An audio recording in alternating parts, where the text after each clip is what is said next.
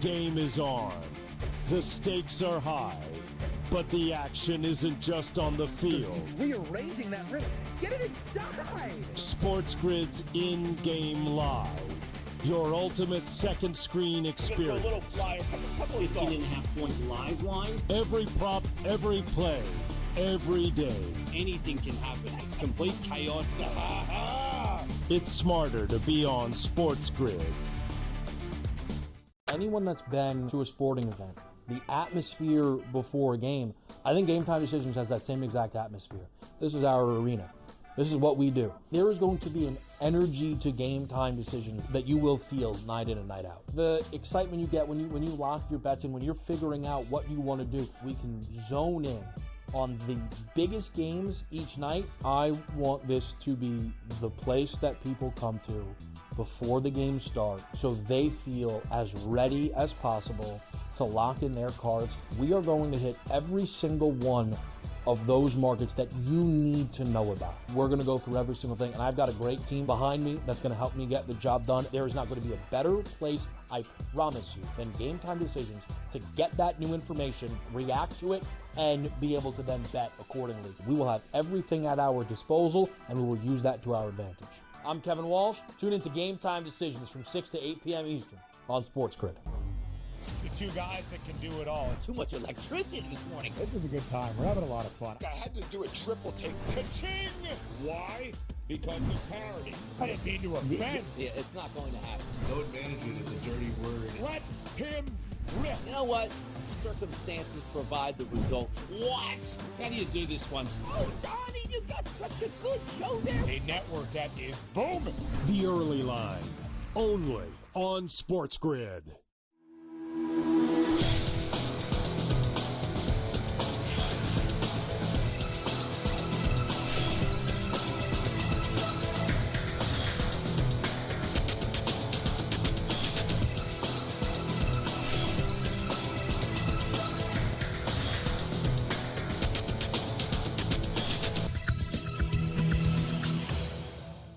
Good morning. Welcome to NewsWire here on SportsGrid. I'm Craig Mish. Are you ready for some college basketball? Because the SEC tournament getting underway today, all of the tournaments continuing. And we got live coverage here on SportsGrid throughout the day, including our show here, Scott Farrell Coast to Coast, and all throughout the night, conference tournaments, and then, of course, the big dance begins next week. Also, Pat Evans will join us from Legal Sports Report. We got Simon Applebaum on how to view the NCAA tournament next week or how to stream it, what you can expect to see as well. We'll also cover some of the college basketball outcomes today and from last night with Michael DeCourcy of Sporting News. So, yes, we are into college hoops here at SportsGrid, and it's going to be a fun, really next month, I would think, here of college basketball. Great time of the year. Thanks for tuning in and watching us here. But let's start off before we get to some hoops with some National Football League news, because, again, the free agency period is fast and furious. I feel like it's coming to an end today, I would say. We're just waiting basically to see where Aaron Rodgers ends up, maybe Russell Wilson, and then at that point we can move forward to college hoops. But Joey Bosa is the next shoe to drop here, basically. The Chargers at this point have to be wondering, should we have just tried to figure out a contract extension with Bosa or to keep him around? They did not, and so he's heading to Buffalo. Wow. 4 Pro Bowls in 6 seasons, 19 sacks in his first 20 games played, 5th Pro Bowl in 2024. The Buffalo Bills just got a superstar on the defensive line. Joey Bosa ends up signing with them, and he certainly will help a lot.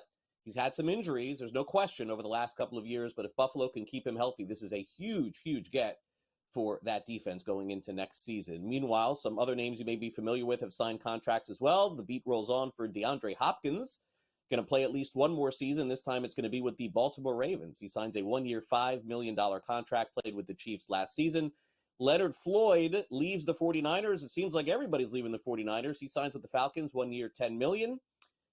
And the Saints have landed Justin Reed on a 3-year, $31 million deal. Reed, of course, played with the Chiefs as well. The big story out of golf today may be off the course. One of the all-time greats, Tiger Woods, had a ruptured Achilles tendon and has decided to have surgery and will miss the rest of the golf season. So no Masters, no British Open, no tournaments for Tiger Woods. He's hoping to be back during the 2026 season. Woods is going to be 50 years old soon. Certainly this is not what he wanted to have.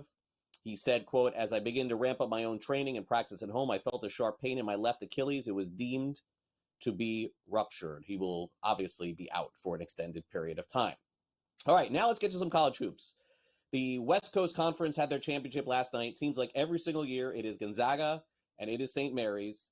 And unfortunately, I guess for St. Mary's, it feels like every single year it's Gonzaga winning the West Coast Championship. They win again, despite St. Mary's being ranked 19th. Both teams will head to the NCAA tournament. They were in already.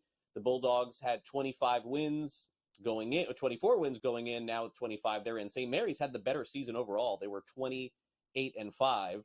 The story with this one was the low-scoring affair. Last time these two teams played, it was one of the highest totals they had in the rivalry. But this one, final score, 58-51. Gonzaga ends up winning the championship. Mark Few said his team got it done despite the low-scoring outcome.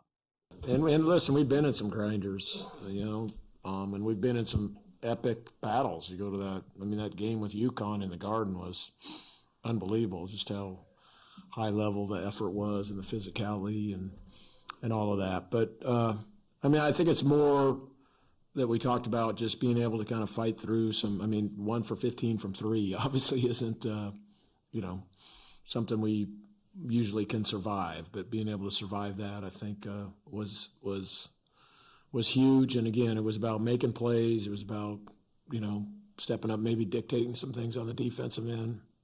Our guards causing turnovers was huge. And I think that was the difference. All right. Robert Morris also goes to the NCAA tournament. St. Francis is in as well. North Carolina, Wilmington. Those are the next 3 teams headed to the NCAA tournament. And congratulations to them. Now, the ACC, Big 12, and SEC and Big East all roll on today. As I mentioned, Michael DeCourcy will be with us. We'll preview all the games ahead. In the NBA last night, it had to be the finish of the year. You're not going to find a better play to end a game all season long, and I would highly doubt anything like this happens in the playoffs. Tyrese Halliburton, with time running down, made a 3, got fouled, 4-point play that gave the Pacers a 115-114 win over the Bucks. An incredible finish.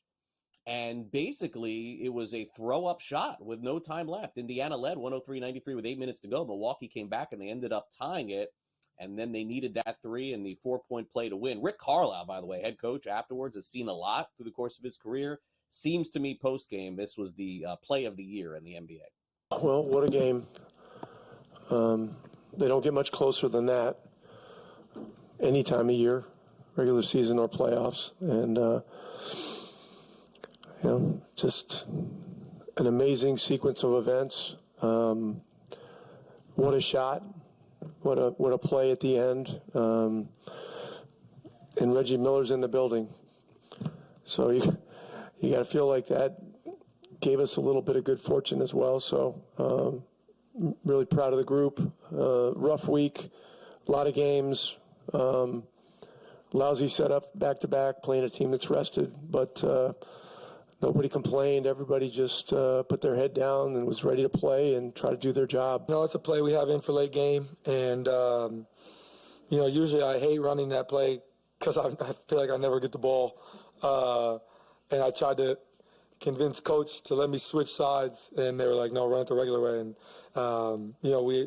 Double A and Miles did a great job of causing confusion in the middle of the court, and I just kind of came off, got open, and Drew found me, and, just made the shot.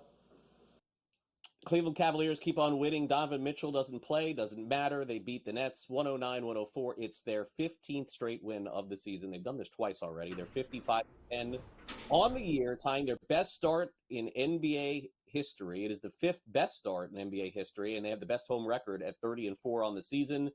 The big shots made by Darius Garland. Guess what he did? 18 points in the fourth quarter. Kenny Atkinson called him Mr. Clutch. Clutch player of the year. I mean, he just does it in the fourth quarter. He's done it all year. I'll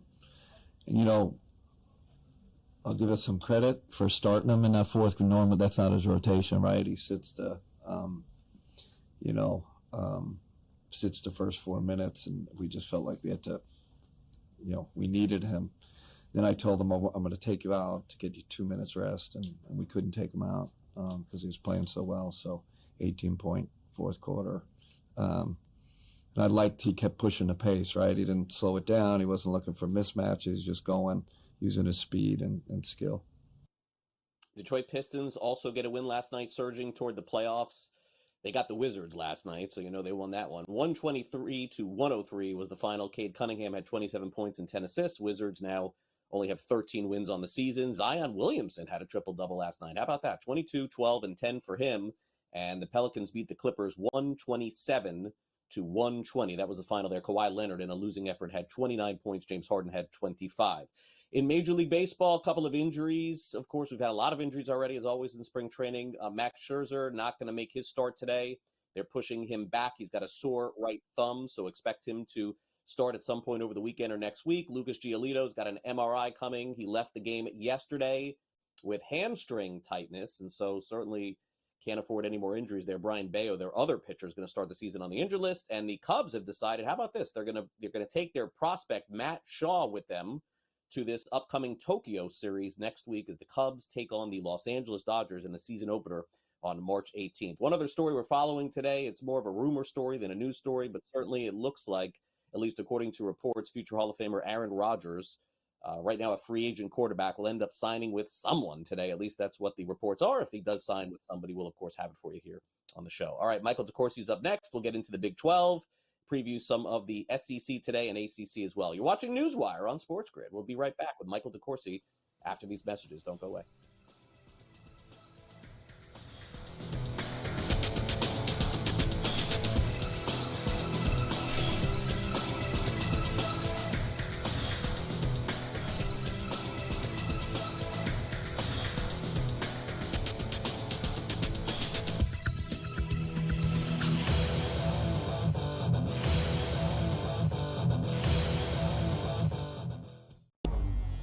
Two guys that can do it all. Too much electricity this morning. This is a good time. We're having a lot of fun. I had to do a triple take. Ka-ching!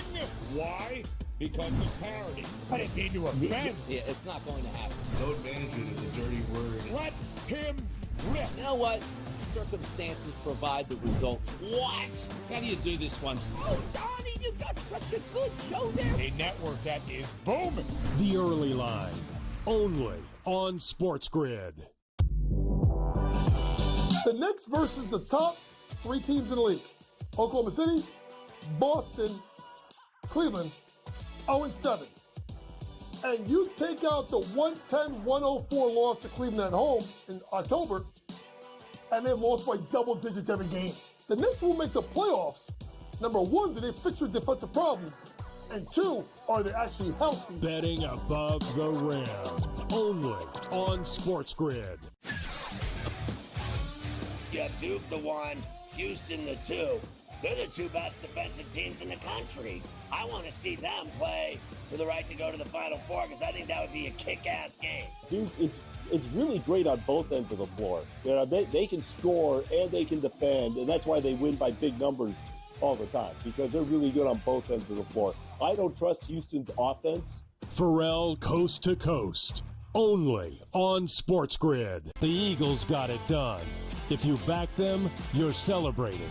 Football season may be over, but the action never stops. Are you ready for some baseball? At SportsGrid, we're always in the game.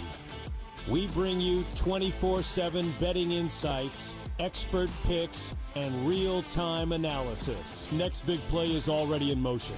Are you ready? It's smarter to be on SportsGrid.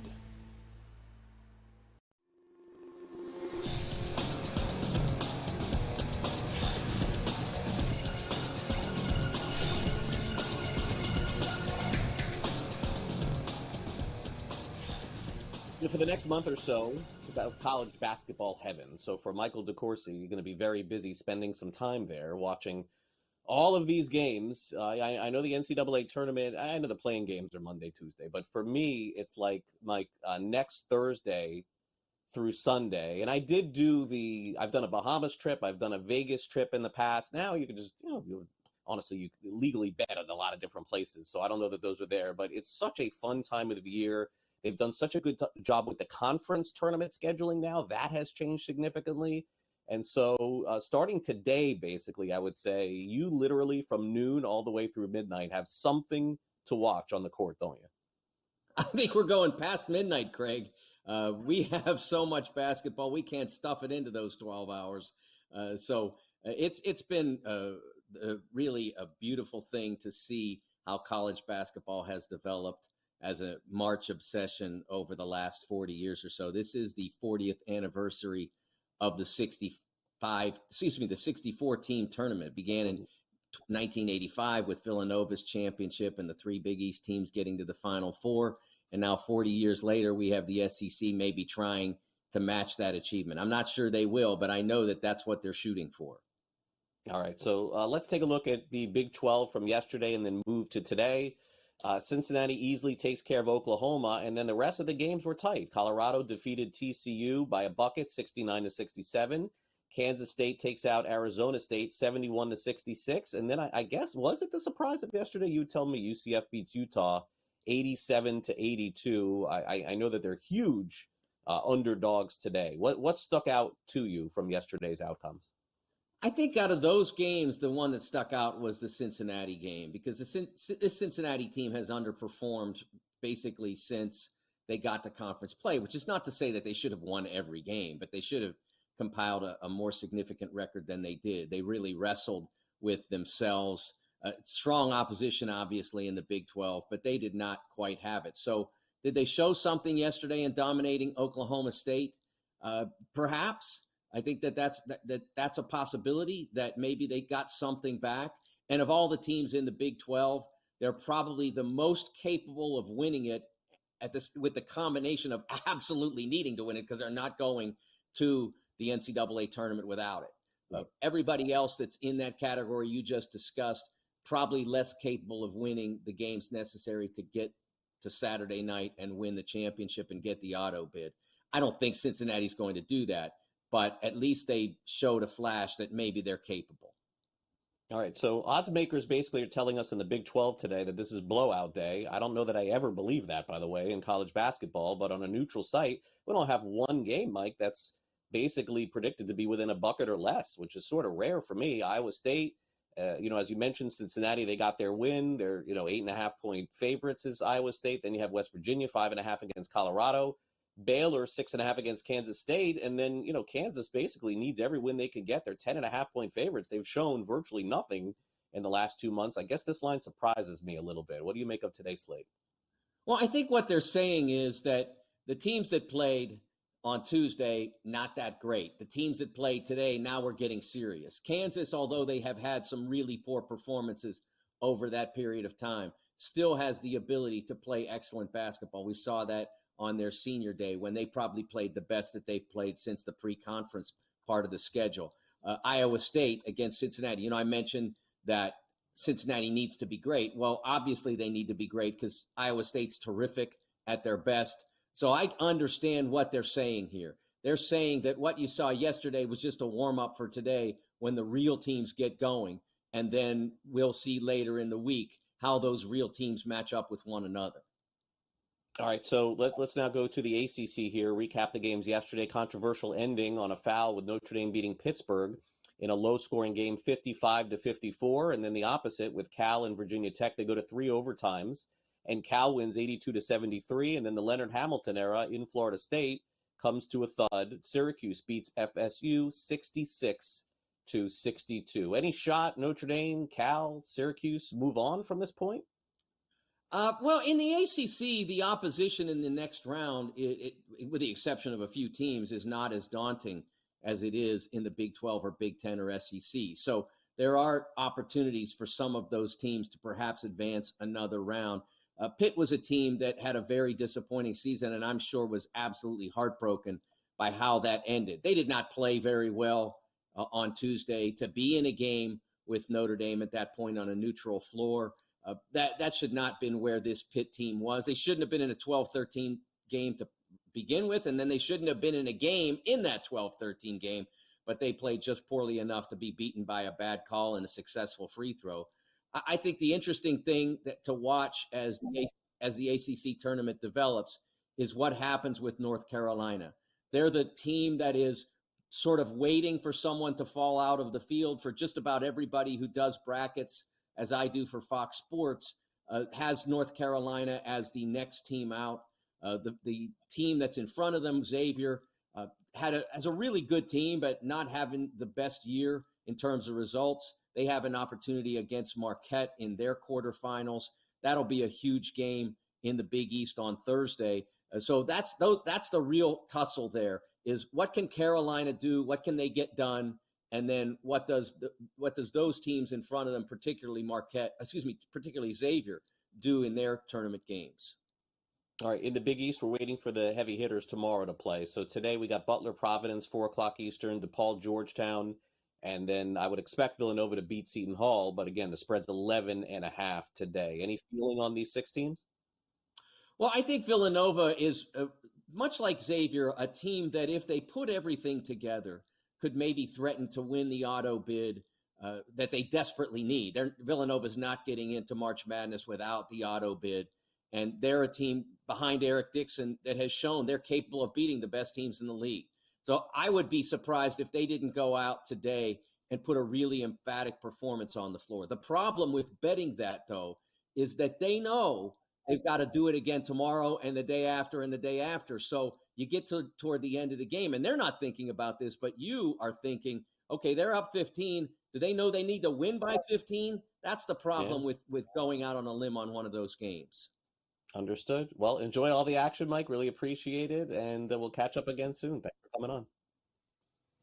We'll preview the Big Ten with Mike Blewett next.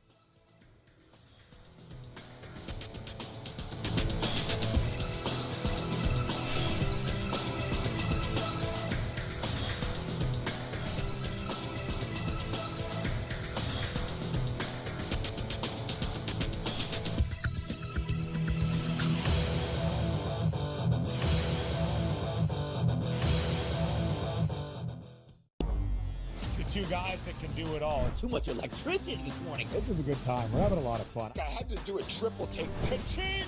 Why? Because of parity. I didn't mean to offend. Yeah, it's not going to happen. Load management is a dirty word. Let him rip. You know what? Circumstances provide the results. What? How do you do this one? Oh, Donnie, you got such a good show there. A network that is booming. The Early Line, only on SportsGrid. The Knicks versus the top 3 teams in the league. Oklahoma City, Boston, Cleveland, 0-7. And you take out the 110-104 loss to Cleveland at home in October, and they lost by double digits every game. The Knicks will make the playoffs. Number 1, do they fix their defensive problems? And 2, are they actually healthy? Betting above the rim, only on SportsGrid. Yeah, Duke the 1, Houston the 2. They're the 2 best defensive teams in the country. I want to see them play for the right to go to the Final Four because I think that would be a kick-ass game. Duke is really great on both ends of the floor. You know, they can score and they can defend, and that's why they win by big numbers all the time, because they're really good on both ends of the floor. I don't trust Houston's offense. Pharrell coast to coast, only on SportsGrid. The Eagles got it done. If you back them, you're celebrating. Football season may be over, but the action never stops. Are you ready for some baseball? At SportsGrid, we're always in the game. We bring you 24/7 betting insights, expert picks, and real-time analysis. Next big play is already in motion. Are you ready? It's smarter to be on SportsGrid.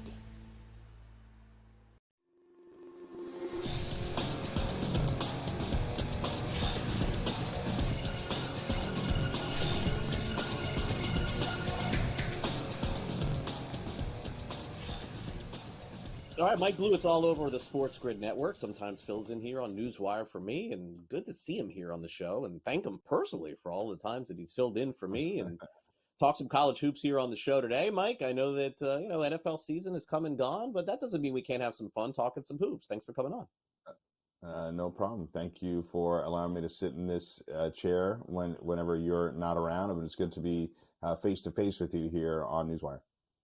Yeah, definitely. Thanks for coming on. All right. So, Mike, I think that most of us are locked into this college basketball tournament, of course, and the Big Ten is now on deck today. So I'm sure that a lot of folks will be watching, and a lot of close point spreads, unlike some of the other conference tournaments in this one.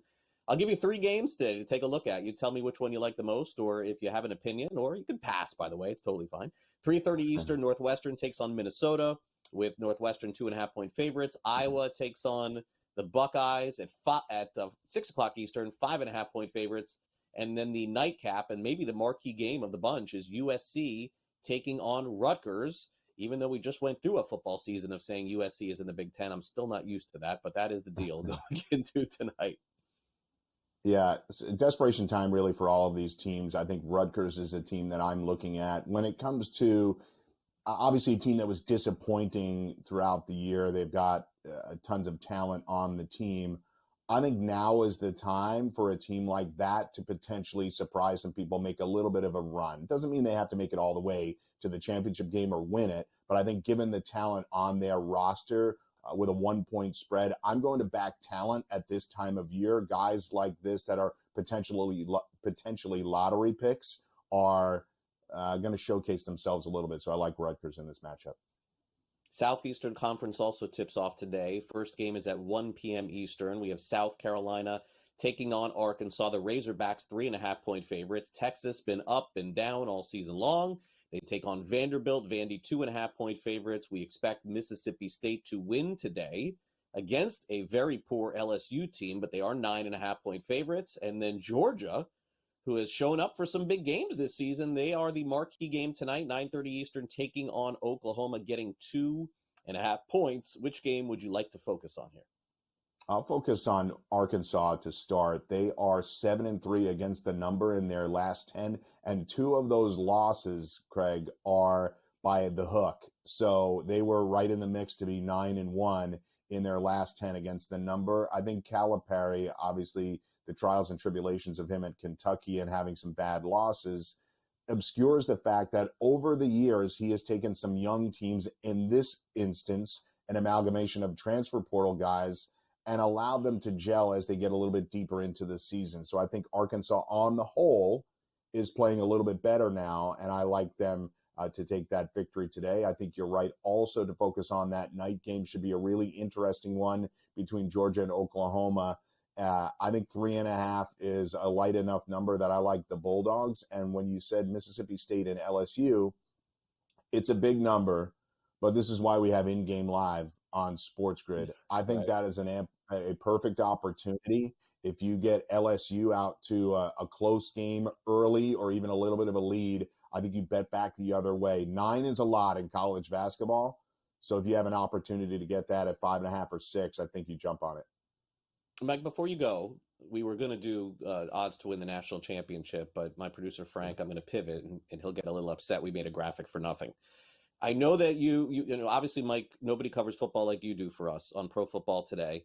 And it just so happens that your team, the team that you follow the closest, is actually, making some of the biggest news and maybe waiting on this today. I mean, the last big name, I don't think it's an impact name, but the last big name to fall here is Aaron Rodgers, Mike. What are the Steelers going to do at quarterback this season? It's like they had all the ingredients. They forgot to hire the chef here. What's going on? Shocking that Aaron Rodgers would drag this out to create more drama, isn't it, Craig? Of all the guys, to drag it out just a little bit more and have 3 fan bases in the Steelers and the Giants and maybe even the Vikings hanging on his every word, we find him right in the mix. I think it's the Steelers' really only good option for a 1-year run. Russell Wilson's still there for them as a backup plan. The Steelers have to try to get this done. I don't really know what the upside is for him in New York other than not having to move. And the Vikings, I don't really see that as a viable plan for them. I think it upsets the apple cart and puts J.J. McCarthy a little bit further behind where he wants to progress mentally as an NFL player. Yeah, I agree. I think if the Steelers don't land this guy, they're going to be giving away picks for next year to get into this year's high pick quarterback draft. Mike, thanks again, man, for everything you do here, especially filling in for me all these times. Appreciate it. Have a great rest of your week. Thanks, buddy. All right, we'll take a quick break. Pat Evans joins us from Legal Sports Report. Do we have a new state legalizing sports betting this year? Maybe so. Go back.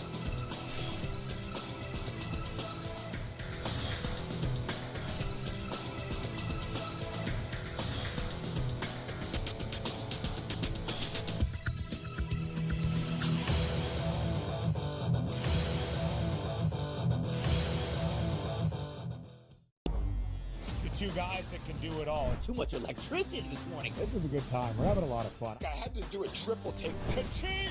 Why? Because of parity. I didn't mean to offend. Yeah, it's not going to happen. Load management is a dirty word. Let him rip. You know what? Circumstances provide the results. What? How do you do this one? Oh, Donnie, you got such a good show there. A network that is booming. The Early Line, only on SportsGrid. The Knicks versus the top 3 teams in the league. Oklahoma City, Boston, Cleveland, 0-7. And you take out the 110-104 loss to Cleveland at home in October, and they've lost by double digits every game. The Knicks will make the playoffs. Number 1, do they fix their defensive problems? And 2, are they actually healthy? Betting above the rim, only on SportsGrid. Yeah, Duke the 1, Houston the 2. They're the 2 best defensive teams in the country. I want to see them play for the right to go to the Final Four because I think that would be a kick-ass game. Duke is really great on both ends of the floor. You know, they can score and they can defend, and that's why they win by big numbers all the time, because they're really good on both ends of the floor. I don't trust Houston's offense. Pharrell coast to coast, only on SportsGrid. The Eagles got it done. If you back them, you're celebrating. Football season may be over, but the action never stops. Are you ready for some baseball? At SportsGrid, we're always in the game. We bring you 24/7 betting insights, expert picks, and real-time analysis. Next big play is already in motion. Are you ready? It's smarter to be on SportsGrid.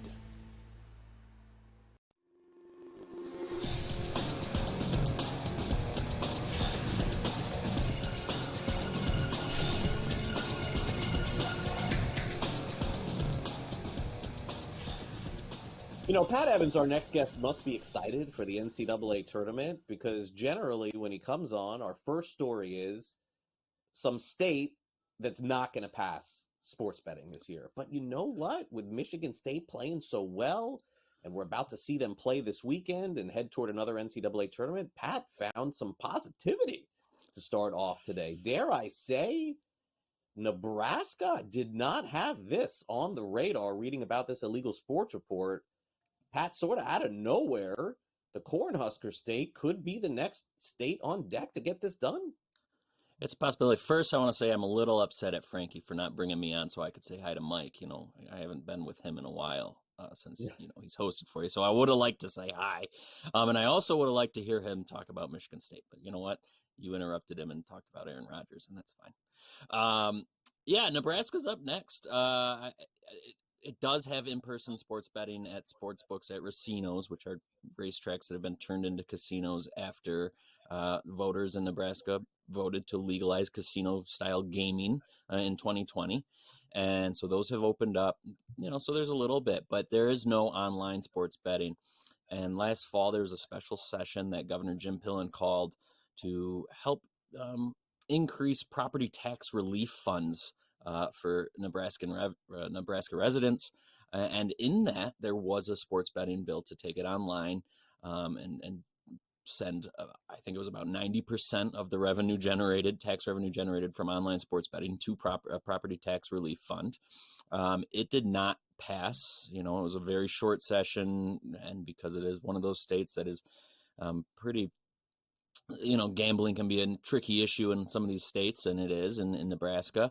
But still, Pillen said he supported the idea, said he'll support a priority bill coming into the 2025 session. And so here we are in 2025. There's a bill. It was discussed in committee yesterday or Monday. And yeah, there was no action taken yet. It's a unicameral legislature, so it does just need to pass one chamber. So it's still got a lot of time to go, and it's an interesting kind of dichotomy here. There was one bill from Elliot Bostar who it would be a constitutional amendment, so it would have to go back to the voters, even though they approved casino-style gambling in 2020 to take it online. Then there was an enacting framework that gives each of the 6 casinos in the state the ability to partner with a sportsbook operator. And so there it's that. And then there's also another bill that was introduced that is also in consideration that would just kind of bypass the constitutional amendment because the voters in 2020 said it's okay. And that senator said she got approval that the council says it's okay to just kind of bypass that. So we'll see what happens when this committee comes back together. And if they say, yes, let's go ahead and recommend it and pass it on.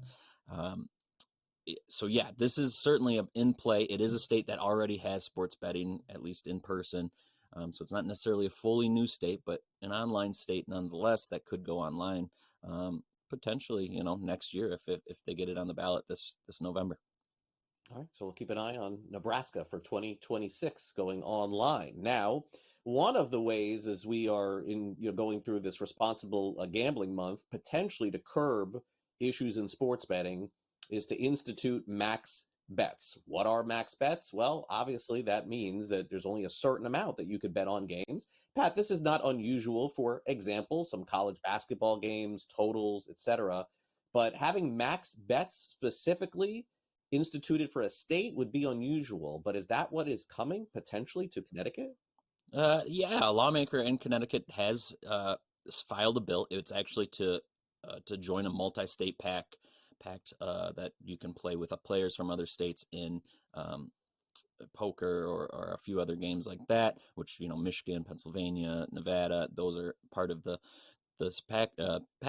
And so that's what the main part of the bill is to say to the governor, hey, can you enter this and give our bettors some more options? But in it, there's also a little stipulation of setting a max sports bet. It does not have a dollar amount tied to it or anything. It just says we have to set this. So we'll see if that kind of comes as things go on. But it's just one of many bills kind of filed in Connecticut this year with guardrails in effect. It's two-way markets guaranteed, maximum hold by sports books. There's a few others, including the crazy one we talked about earlier this year, and it has not moved at all, but it was to legalize sports betting in the skies above Connecticut. And that came after that DraftKings partnership with Delta Airlines. So there's lots of action going on in Connecticut. In fact, there's a hearing going on this morning about prohibiting sports betting advertising on college campuses, which we've just seen pass in New Jersey, which seemingly has plenty of public support. I don't think there's too much objection to why you would need to do that. And I don't, there's plenty of pushback on sports betting advertising in general, which is a major reason we're seeing a lot of industry headwinds right now. And this is just another one of the major storylines this year of kind of, scrutiny on sports betting. I mean, the max bet is one thing. We've seen a couple state lawmakers introduce just a complete repeal of their state sports betting laws. Just yesterday, we saw Representative Paul Tonko and Senator Richard Blumenthal reintroduce nationwide legislation, the Safe Bet Act, to kind of put guardrails and responsible gambling programs in place. That would set, deposit limits and restrict advertising and the advertising times, things like that. So, these things are just kind of cropping up all over the place. We're seeing little tiny tweaks to make the sports betting industry a little bit more safe for consumers. And that's, again, why it's a good thing to be regulated. And so they're not going offshore and betting kind of without these guardrails and protections in place. And so the more it's fine-tuned, the better. Now, are all of these suggestions good? Of course not. The industry has plenty of feedback, and that's why you see some things pass a lot easier than other things. And so, max bet, I wouldn't be surprised kind of to see this implemented or at least introduced other places. I don't necessarily think it'll pass. All right, fair enough. Let's end with Texas here. I know that has been a lot of back and forth in the state legislature trying to get this thing approved. We've seen some pushback and now maybe a new House bill. I don't want to use the word circumvent, but it does seem like there are a lot of lawmakers in Texas that are trying to get this through one way or the other. Yeah, Texas is just one of those things that early on this year, we talked about this huge, giant wave of momentum coming in Texas because, there's millions of dollars being poured into it in the lobbying efforts. There's lots of lawmakers talking about it. There's, all just excitement around it. Voters seem to want it in the polls. And yet we're still in the situation where Lieutenant Governor Dan Patrick is at the helm of the Senate and decides what is to be discussed on the Senate floor. In 2023, we saw a sports betting bill pass the House. A very similar bill is in the House again this year. Though we've also seen a rep come out and say, we're going to bury this 6 feet deep and make sure it doesn't pass the House. So we'll see if it can even get any sort of legs there. But now we have the Senate companion bill. And again, that's going to be kind of you have to get a lot of support from the Republican Party because of Dan Patrick, who says he will not bring up a bill that does not have a majority of Republican support. And the GOP platform in Texas is anti-gambling. So, you're going to have to, there's going to have to be a lot of people swayed on that side of the aisle. And just to, it is, as we talk about all the time, a bipartisan issue. No matter what, you need people on both sides of the aisle to come together and say, yeah, let's get this done, because of the opposition on both sides of the aisle. So it's a very complicated state, very complicated issue. We'll see what happens. But yeah, the bills are in play. I'm sure we'll get some discussion in Texas this year, but just because I don't see Patrick budging, I don't think we're going to see Texas legalizing sports betting this year. All right, Pat, great stuff. We'll catch up again next week. Thanks for coming on. Thanks as always, Craig. All right, first game during the day of college basketball is currently underway. Let me give you a score update here live on the show. How about that? We never have those this early in the morning. Richmond taking on Davidson. Richmond leads 11-7 in the first half. It takes on Georgia Tech at noon Eastern. That's the next game. All right, we'll take a quick timeout. We come back. Simon Applebaum is in the house to preview how we will be watching, streaming, consuming the NCAA tournament, men's and women's tournaments. Don't go away.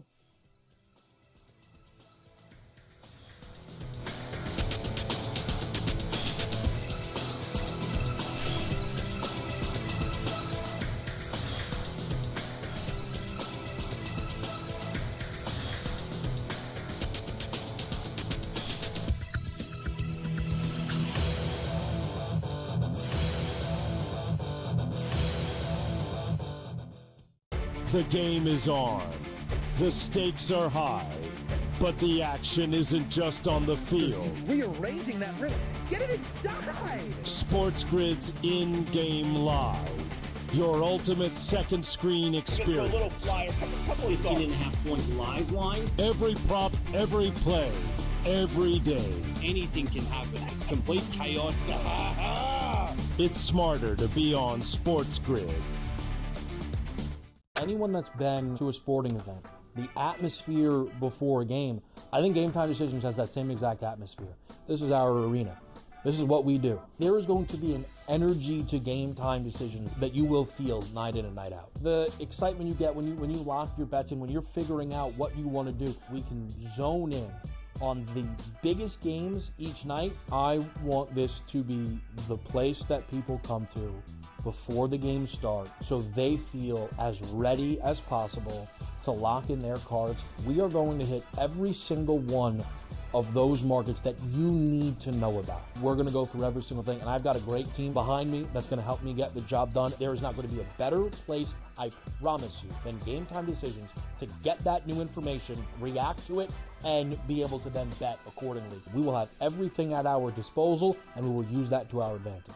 I'm Kevin Walsh. Tune into Game Time Decisions from 6 to 8 p.m. Eastern on SportsGrid. The two guys that can do it all. Too much electricity this morning. This is a good time. We're having a lot of fun. I had to do a triple take. Ka-ching! Why? Because of parity. I didn't mean to offend. Yeah, it's not going to happen. Load management is a dirty word. Let him rip. You know what? Circumstances provide the results. What? How do you do this one? Oh, Donnie, you got such a good show there. A network that is booming. The Early Line, only on SportsGrid.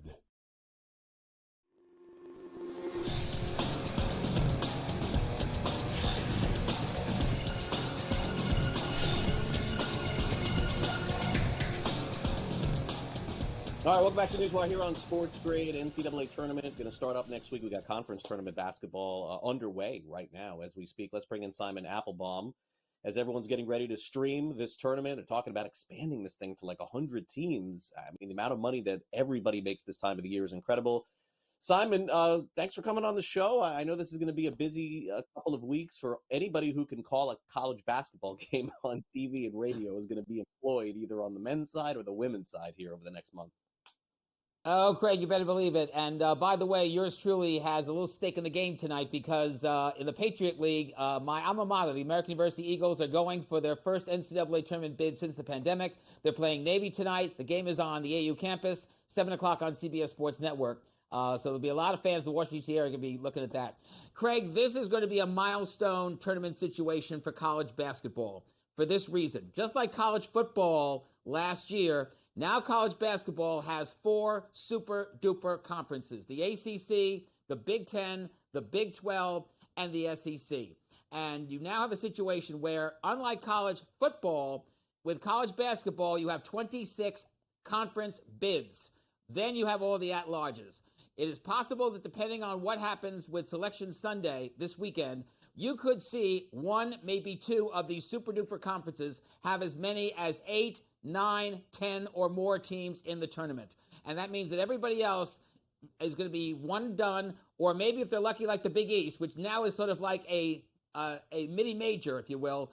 If they're lucky to get 3 teams, whether it's St. John's, Connecticut, and somebody else, that might be it for them. Again, it all depends on what happens. That's why I think that this college basketball tournament, this NCAA men's tournament, is going to be the highest rated, I think, from start to finish, because of the fact you will have more SET, more ACC, Big Ten, Big 12 games, depending on the committee. By the way, in terms of the coverage, this year, the Final Four is carried on TBS, TNT, True TV, and for the first time on a mega content service, Max. Iron Eagle is going to be the lead play-by-play person. Kevin Harlan, by the way, is going to have a new person on his team, and that's Lauren Shahidi, who did a great job with Lisa Byington last year as the courtside reporter. She's getting a big promotion. She's a talent to watch. And Jalen Rose, one of the Fab Five in Michigan, remember that team way back when? He is going to be doing the NCAA tournament for the first time for CBS. CBS, by the way, is stacked top to bottom. The opening playing games will be done by Spero Dedes and Jim Spanarkel. All the teams pretty much stay where they are. So I think in terms of top to bottom, it's going to be very, very well covered. But again, watch out for what the selection committee does, because if we find out that we're going to have the at-large dominated by these 4 conferences, I think you're going to see, like you just mentioned earlier, you're going to see the whisper mill really going about extending the NCAA to maybe 80 or more teams. Yeah, I think it's probably coming, Simon, sooner than later. All right, so what is this exactly? Fox is going to do a college basketball crown tournament? Who is involved in this? Is this, basically going to be the secondary tournament, or they're trying to make it the secondary tournament to the NCAA? Because as we've seen, and we're going to get to the NIT and the CBB or whatever it is, they have so many different alternative tournaments going on the off days of the NCAA tournament. Is this what they're trying to do here? I don't get it. Absolutely, Craig. Fox and FS1 are trying to make this new college basketball crown, which was announced, by the way, nearly a year ago. They're trying to make this the secondary big college basketball tournament. It's a 16-team tournament. It originates in Las Vegas, and there are automatic bids, 2 of them, for the Big Ten, the Big 12, and the Big East. Everybody else is going to be at large. So again, depending on what happens with the selection committee, you could have a pretty good Big Ten team, a pretty good Big 12 team, a pretty good Big East team that otherwise, maybe under other circumstances, might get in to the NCAA. They'll use the second step. They have a lot of sponsorship behind it. Fox and FS1 are going to push this really to the pedal limit because they see this as being the secondary tournament that wipes out everybody else. Is that this year, Simon? Yes, it is. March 31st to April 6th. Wow. Okay. In Las Shows Vegas. you what I know. Feels like the UFL. No offense. All right. So does that mean the NIT is toast? I think so. Here a bit of history. Way back when, in the 1950s to the mid-1970s, the National Invitation Tournament, or NIT, was the college basketball tournament. This was the one that everybody was watching on television. And then in the 1970s, when you had TBS, the independent syndicator, doing the regional semifinal games of the NCAA, and then NBC with great people like Kurt Gowdy and Tommy Hawkins, and of course, Dick Enberg, Al McGuire, Billy Packer doing the games on the weekends in the Final Four. That's when things shifted. Now we're in a situation for the last few decades, the NIT gets zilch attraction, zilch ratings. ESPN doesn't cover it to a hoot, no publicity, no marketing, no promotion. I think this could very well be, again, depending on how the NCAA shakes out and this college basketball crown tournament shakes out, this could be the coup de grace for the NIT. And it's a shame because, like I said, way back when, this was the college basketball tournament to watch. And because it's been terribly promoted and publicized, ESPN doesn't give a hoot about it. I think like Major League Baseball and Formula One, this is off the ESPN spread for good, and you could say goodbye to that tournament forever. Yeah, that's a shame. It was a lot of fun, even for years. When teams wouldn't get in, they would say, well, they'll get into the NIT. Now you don't even hear that anymore. Okay, so it was interesting, Simon, a couple of weeks ago, one of the top golfers in the world, Brooks Koepka, didn't come out publicly and say that he wanted to go back to the PGA Tour, but another golfer did. And that sort of opened up this window again to wonder, are they ever going to merge the PGA Tour and LIV Golf? Do you see that in the future, Simon, here? Because all it would require is a couple of those big names saying, let's get back into it. We very well could, and all depends on the head of the PGA, the Commissioner Jay Monahan. Earlier this week at a press conference at the Players' Championship, which, by the way, will be on NBC this weekend, Golf Channel, from TBC Swordgrass, Monahan hinted that, yes, there may be a resumption of talks to get, finally, the PGA Tour and the LIV Golf Tour to merge, and perhaps for PGA Tour events to adapt some of the LIV Golf style of play, whether it's shotgun starts, whether it is doing 3 rounds, whether it's Friday, Saturday, Sunday rather than 4 rounds. We don't know yet. But you got a sense from Monahan after that press conference that maybe, just maybe, the talks, which have been in a stalemate for the last year, they might finally be ready to go. We'll see what happens, Simon, because that certainly would move the needle. Thanks again for coming on the show. Really appreciate it. Enjoy, and good luck to American tonight. We'll see if they get in the NCAA tournament. Thanks again. You too, Craig. Take care. Go Eagles. All right. Simon Applebaum from the podcast tomorrow will be televised. All right. Coming up next, we dive into the Players' Championship in a different way. Also, Rich Rodriguez plants his flag on TikTok, and the Texas Rangers have a very strange hat up for sale. It's no longer available, by the way, for purchase. I'll tell you about it next.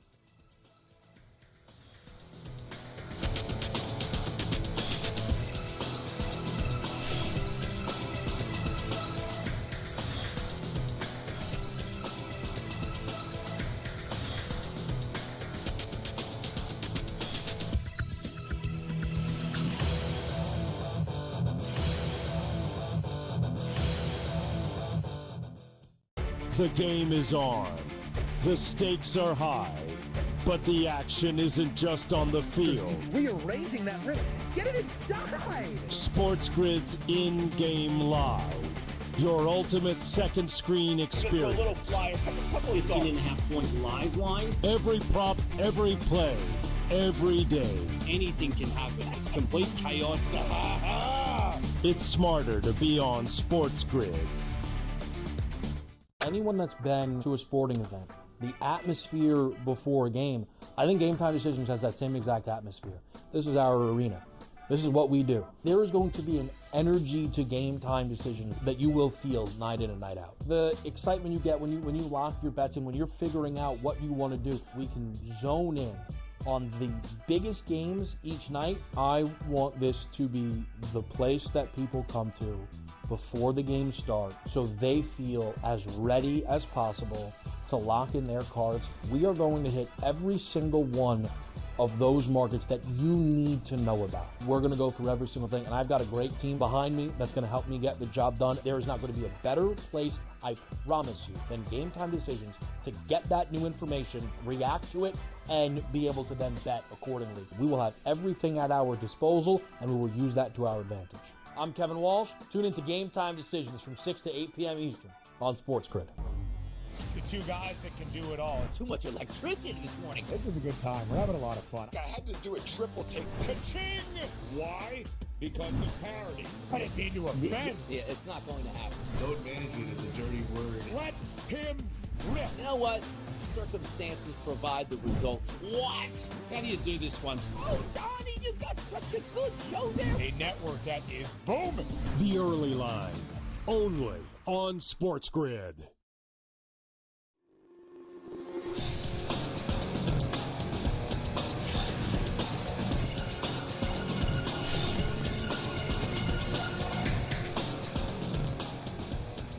All right, welcome back to NewsWire here on SportsGrid as we await the big decision from Aaron Rodgers, which is probably a bigger decision than his actual play on the field, let's be honest, if you've watched the last couple of years. But I'm sure Scott Farrell will have this today. Seems like this is today, 3 o'clock Eastern. But before we get to that, let's get to some stories to end the show.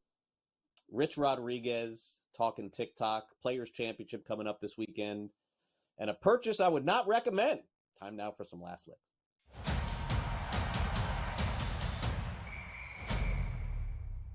All right, Players Championship in Jacksonville this week, getting ready to tee off tomorrow, and really nice piece of, I think, merchandise here, which is really cool, which is going to be given away to any babies that are born in northern Florida over the next few days. In fact, they're all going to be given this onesie as they are born. You know, normally when babies are born, they wear certain things in the hospital. I've had two. I remember this happening. But this time around, they're giving away this special Players Championship onesie, which you can see right here. And this will be given away all the rest of this week if any babies are born. It was sort of unpredictable, I guess. But needless to say, they're all going to be golf fans, right, coming out of this thing? Because all kids should play some form of golf. I really do believe that. I think golf's a great sport for kids to play. So get your onesie if you can now, if you have a baby this weekend in Jacksonville. I don't think this is all of Florida. It said Florida. I find that hard to believe. There's too many babies. Why would they be giving away something in South Florida that's happening in Jacksonville? These are like 8 hours away from each other via drive. Anyway, let's get to our next story here. Rich Rodriguez, head coach at West Virginia. You know, we've heard so much around the country about banning TikTok, this app TikTok. For those of you who are not familiar, kids all have it, 10-second videos, people posting on it because they're afraid that other countries can spy on us by using TikTok. I don't know if that's the case or not, but for right now, you can use it.